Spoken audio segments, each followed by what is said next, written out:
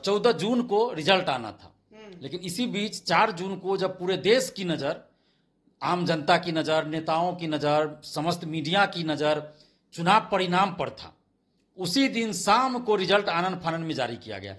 ताकि धांधली सेटिंग और ये पेपर लीक की बात को छुपाया जा सके, किसी का ध्यान ना जाए। एम्स में जो एडमिशन होता है वो भी नीट के थ्रू ही होता है, और असल जो है लड़ाई इसी चीज का है कि दिल्ली एम्स में एडमिशन हर कोई कराना चाहता है।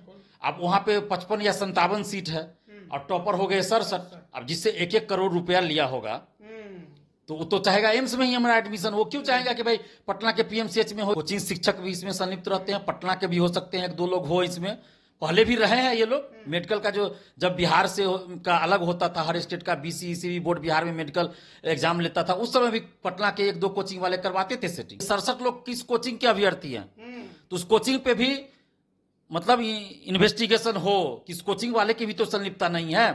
और पूरे मामले की सीबीआई जांच हो। सबसे पहले तो परीक्षा रद्द हो, रिजल्ट रद्द हो, परीक्षा रद्द हो, और सीबीआई जांच हो, और जो भी संलिप्त पाया जाए उस सब पे कठोर कार्रवाई हो। नमस्कार, आप लाइव बिहार देख रहे हैं। मैं हूं राज मोहन तिवारी।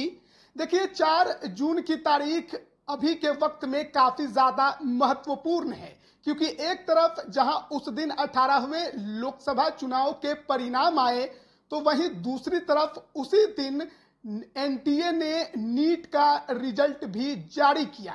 लेकिन रिजल्ट जारी होने के बाद से विवाद काफी ज्यादा बढ़ गया है।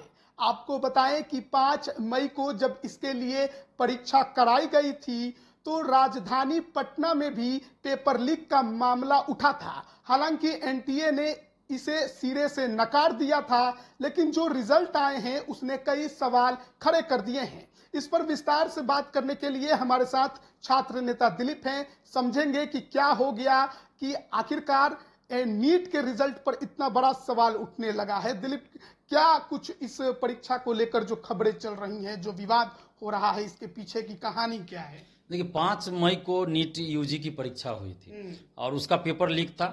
पटना पुलिस ने कई लोगों को गिरफ्तार किया था, और एफआईआर में भी इस चीज़ का जिक्र था कि पेपर लीक था, पुख्ता सबूत है उसका।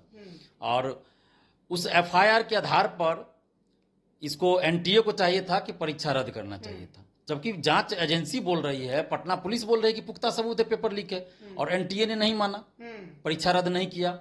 उसके बाद अभ्यर्थी लगातार डिमांड करते रहे, हम लोग भी डिमांड करते रहे कि परीक्षा रद्द हो, और 14 जून को रिजल्ट आना था।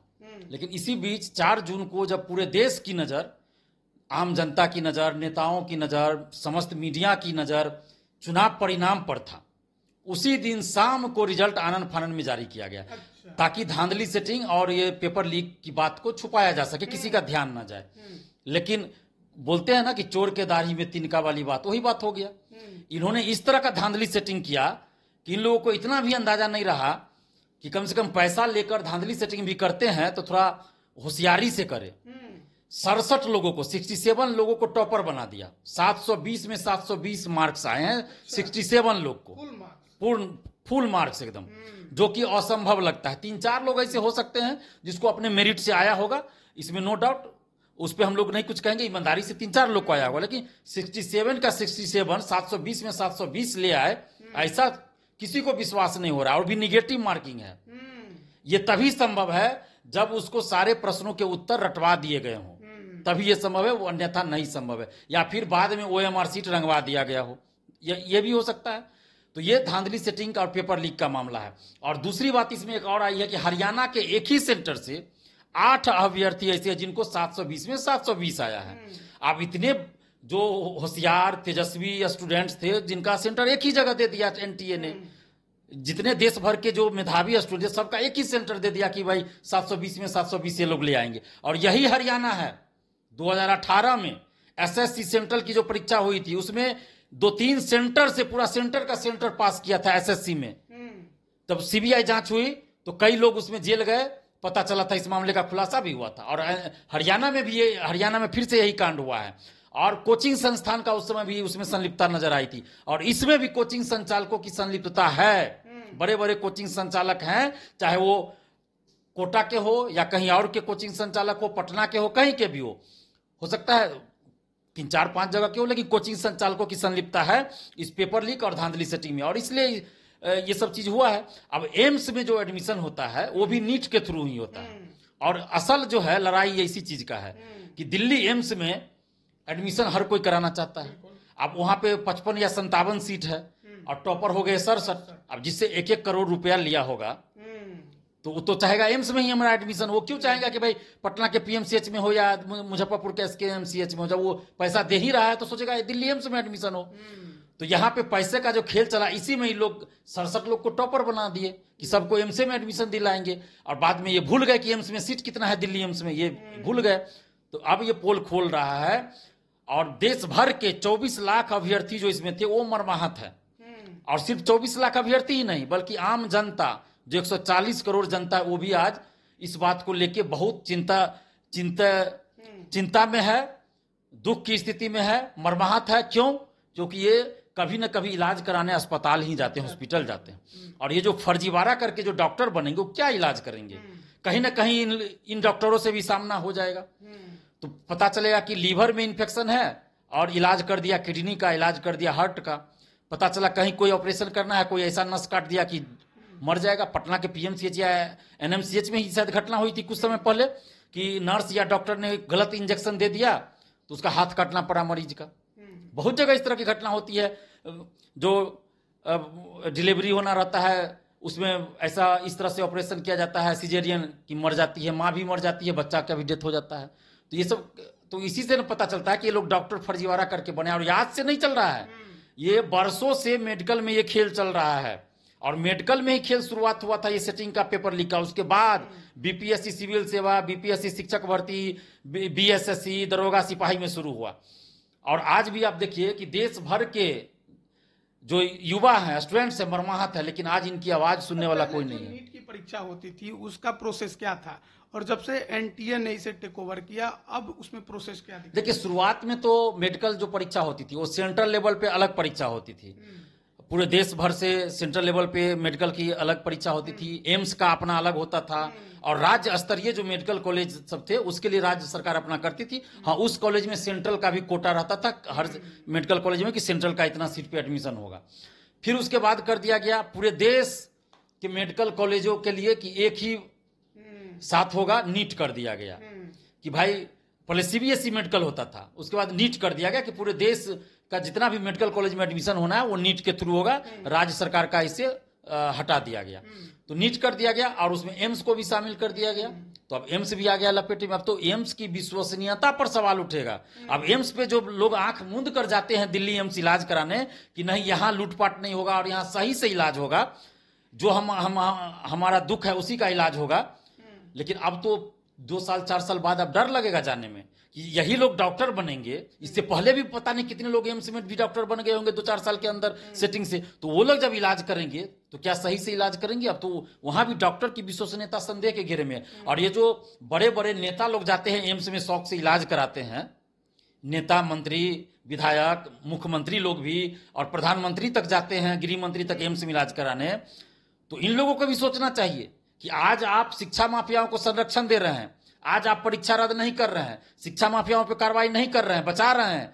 कल को ऐसा ना हो कि आप जब इलाज कराने जाए तो यही जो सेटिंग से डॉक्टर बन रहा है एम्स में वही लोग कहीं ना आपका इलाज करे और पता चले कि आपकी जिंदगी के साथ ये लोग खिलवाड़ कर दिया, कुछ गड़बड़ ना हो जाए।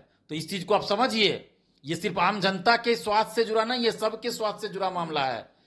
और यही वजह है, देखिएगा कि बिहार में आप देखिए जो नीट के पेपर लीक में पकड़ाए हैं उसमें से बहुत सारे ऐसे लोग हैं जो सिपाही भर्ती पेपर लीक, बीपीएससी शिक्षक भर्ती पेपर लीक में भी संलिप्त थे।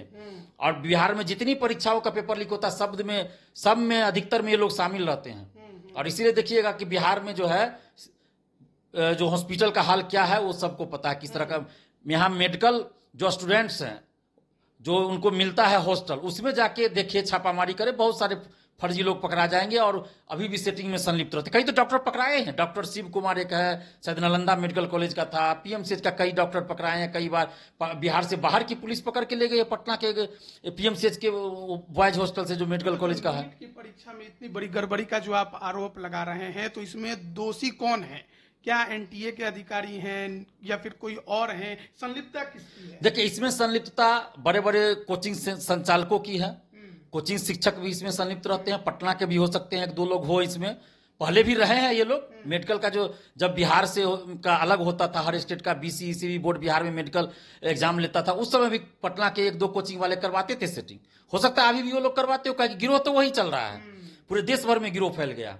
तो पटना के भी होंगे, कोटा के भी होंगे, हरियाणा के भी होंगे और दिल्ली के भी होंगे, बहुत सारे जगह के कोचिंग तो है ही, क्योंकि ये जो सेटर होते हैं वो सीधा कोचिंग वाले से कांटेक्ट करते हैं स्टूडेंट्स के लिए, तो वहां से वो स्टूडेंट उठाते हैं। कोचिंग वाले तो हैं ही, कुछ कोचिंग वाले, मैं ये नहीं कर रहा हूं कि सभी कोचिंग वाले, लेकिन कुछ कोचिंग वाले इसमें संलिप्त है। बड़े बड़े इसमें सेटर है, बड़े बड़े इसमें IAS IPS अधिकारी भी है, कंडक्ट करवा रहे हैं। और NTA जो NTA उसके तो अधिकारी हैं ही, उसको तो मोटा रकम मिला है, उनके सहयोग से तो ये बिल्कुल नहीं हो सकता है। NTA तो है ही, इसलिए तो वो बोल रहा है कि कोई पेपर लीक नहीं हुआ, इसलिए तो वो बोल रहा है कि कोई पेपर लीक नहीं हुआ ना। और NTA के अधिकारी हैं, जिस तरह BPSC पेपर लीक में BPSC के अधिकारी के बगैर नहीं हो सकता, उसी तरह NTA के अधिकारी जब तक नहीं रहेंगे कैसे इतने बड़े पैमाने पर हो जाएगा। अधिकारी तो कोई पकड़ाता नहीं, इसीलिए नहीं पकड़ाता है ना, क्योंकि आप देखिएगा जो बड़े बड़े सेटर है उसको तो टिकट मिल जाता है बिहार में, विधानसभा लोकसभा चुनाव में टिकट। इस लोकसभा चुनाव में 2024 लोकसभा चुनाव में बिहार में पेपर लीक का करोड़ों रुपया खर्च हुआ है और उससे जीते भी हैं लोग। तो जब पेपर लीक के पैसा से चुनाव लड़ा जाएगा, सेटर को टिकट देंगी पार्टी, तो क्या होगा, बचाया जाता है बड़े बड़े सेटर को। और पैसा जो बड़ा बड़ा सेटर है वो लगभग सभी पार्टी के नेताओं को चुनावी फंड देते हैं, पैसा पहुंचाते हैं, और इसीलिए सभी पार्टी के नेता देखिएगा इन लोग को बचा लेते हैं। सरकार किसी की भी रहे, आप देखिएगा बड़े बड़े शिक्षा माफिया जो कोचिंग संचालक है, बड़े बड़े सेटर है, IAS IPS अधिकारी है या कोई भी अधिकारी हो, उन लोग को बचा लिया जाता है। आपकी मांग क्या है और किससे है? हमारी मांग केंद्र सरकार से भी है और बिहार सरकार से भी है। बिहार सरकार से इसलिए है क्योंकि बिहार के हर परीक्षा का पेपर लीक होता है और कुछ वही सेटर इसमें भी संलिप्त है, नीट परीक्षा में भी। तो हमारी मांग केंद्र सरकार बिहार सरकार से है और अन्य राज्यों की भी सरकार से, और खासकर हमारी केंद्र सरकार और बिहार सरकार से है कि जो भी इस तरह पेपर लीक या धांधली सेटिंग में संलिप्त पाए जाते हैं, तो जो अभ्यर्थी है उसको आप 10 साल 12 साल या आजीवन प्रतिबंध कर दीजिए कि कोई एग्जाम नहीं दे सके। अगर कोई सरकारी नौकरी में रहते हुए इस सब काम में संलिप्त है, चाहे वो अभ्यर्थी हो या आपको सेटर हो, कोई भी हो, उसको सरकारी नौकरी से बर्खास्त किया जाए। जिसे आपका कोई कहेंगे कि नीट वाला तो, इस मामले में आपकी क्या मांग है? क्योंकि आप तो आरोप लगा रहे हैं, अभी आरोप साबित नहीं हुए हैं, आपने कई बातें जरूर कही हैं, कई पॉइंट रखे हैं, तो इस पर आपकी क्या? देखिए हमारी ये मांग है कि नीट परीक्षा को रद्द किया जाए और इसकी CBI जांच कराई जाए। CBI जांच हो पेपर लीक की भी और इस धांधली सेटिंग की भी। जो इस 67 को टॉपर हुआ है, तो क्यों ना इसका सुपर एक बार और एग्जाम हो जाए, इसका ले लिया जाए, सिर्फ 67 लोग का। बाकी परीक्षा तो आप रद्द कीजिए, लेकिन ये जो 67 टॉपर हुए इसका एक बार फिर से परीक्षा ले लिया जाए, इसका काउंसलिंग किया जाए थोड़ा सा, कि इसमें 3-4 लोग होंगे जो अपने मेरिट से आए हैं, ईमानदारी से आए हैं, बाकी लोग फर्जीवाड़ा करके आए हैं। आपको 3-4 लोगों पे भरोसा है और जो 67 लोगों में 3-4 बाकी 60-62 लोगों पे भरोसा नहीं, बिल्कुल नहीं, क्योंकि ये नहीं हो सकता। हम लोग भी जानते हैं ना, नहीं हो सकता, ये नहीं हो सकता। ये खेल खेला गया। तो अगर ये लोग अपने मेरिट से लाए तो फिर परीक्षा दे के ला सकते हैं ना, फिर ला सकते हैं, जब तक इनको क्वेश्चन आंसर मिला। और ये भी देखा जाए कि ये 67 लोग किस कोचिंग के अभ्यर्थी हैं, तो उस कोचिंग पे भी मतलब इन्वेस्टिगेशन हो, किस कोचिंग वाले की भी तो संलिप्तता नहीं है, और पूरे मामले की CBI जांच हो। सबसे पहले तो परीक्षा रद्द हो, रिजल्ट रद्द हो, परीक्षा रद्द हो, और CBI जांच हो, और जो भी संलिप्त पाया जाए उस सब पे कठोर कार्रवाई हो, 15 साल से अधिक की सजा हो, करोड़ों रुपया आर्थिक दंड लगे, जितना इन लोग का संपत्ति हो, बड़ा बड़ा होटल रेस्टोरेंट, आपको और भी जो संपत्ति हो, स्कूल खोल के चलाता है, कहीं कहीं ये लोग हॉस्पिटल भी खोल लेता है, तो सब संपत्ति जब्त किया जाए, उस पर बुलडोजर चलाया जाए, और उसके बाद स्पीडी ट्रायल करके 6 से 8 महीना के अंदर इसको सजा दिलवाया जाए। और अगर सरकारी जॉब में कोई है तो उसको जॉब से बर्खास्त किया जाए, अभ्यर्थी अगर है तो उसको आजीवन प्रतिबंधित करे या 7 साल 8 साल 10 साल के लिए प्रतिबंधित किया जाए, तभी पेपर लीक और धांधली सेटिंग आगे रुकेगा। नहीं तो फिर इस तरह की घटना चलती रहे। बिहार में आप देखिए ना, शिक्षक भर्ती का पेपर लीक हुआ, ये बात सामने आई कि पेन ड्राइव का कोड जो है BPSC के अधिकारी ने बताया। आज तक BPSC के किसी अधिकारी पे कोई कार्रवाई नहीं हुई। 67वें BPSC पेपर लीक हुआ, उस समय जांच में आया कि BPSC ऑफिस के अंदर से OMR शीट बाहर ले जाकर रंगवाया गया, मेंस की कॉपियां बाहर ले जाकर लिखवाई जाती है, लेकिन आज तक किसी अधिकारी कर्मचारी पे कोई कार्रवाई नहीं हुई। क्यों नहीं हुई?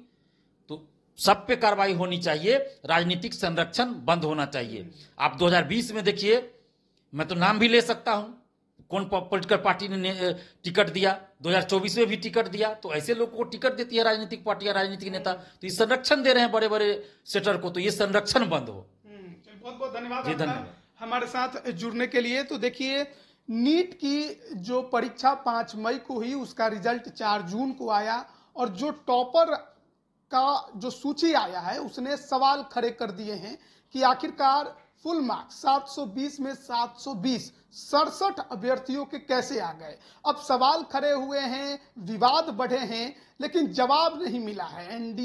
एनटीए जो है उसने इस पूरी परीक्षा को कंडक्ट कराया था। बिहार के साथ ही कई जगहों पर भी पेपर लीक की बातें सामने आई थी 5 मई को, लेकिन एनटीए ने उसे खारिज कर दिया। रिजल्ट जब आया है तब से आरोप लगने शुरू हुए हैं। अब इस आरोप में कितनी सच्चाई है, कितनी झूठ बात है, वो तो जांच के बाद ही पता चलेगा। लेकिन सवाल है कि आखिरकार एनटीए जांच से भाग क्यों रही है, आखिरकार वो पेपर लीक की बात को सिरे से खारिज क्यों कर रही है। अब रिजल्ट पर सवाल आए हैं। अगर अभ्यर्थी पारदर्शिता की मांग करते हैं, वो सबूत मांगते हैं, तो वो उनका अधिकार है। ऐसे में अब सरकार को भी सोचना होगा कि क्या अभ्यर्थियों के विश्वास के साथ खेला जाए, या जो भरोसा वो चाहते हैं वो उनको दिया जाए। बने रहिएगा हमारे साथ, तमाम अपडेट हम आप तक पहुंचा रहे हैं। आप सभी का बहुत बहुत धन्यवाद।